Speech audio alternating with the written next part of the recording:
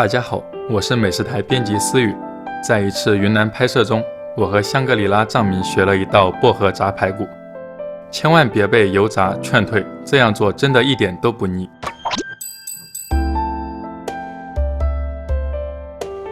排骨选肋排，洗净后加料酒、生抽、蚝油、糖、白胡椒粉、辣椒面、淀粉拌匀，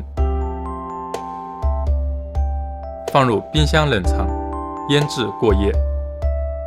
薄荷入菜在云南很常见，摘断后吸干表面的水，以免炸的时候溅油。热油锅，薄荷小火低温炸，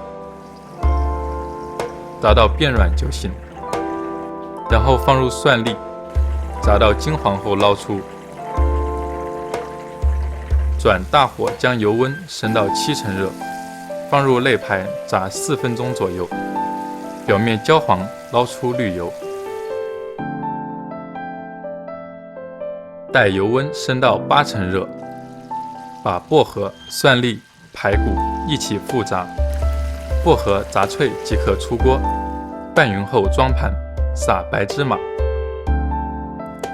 鲜嫩多汁、透着清爽香气的薄荷炸排骨就做好了。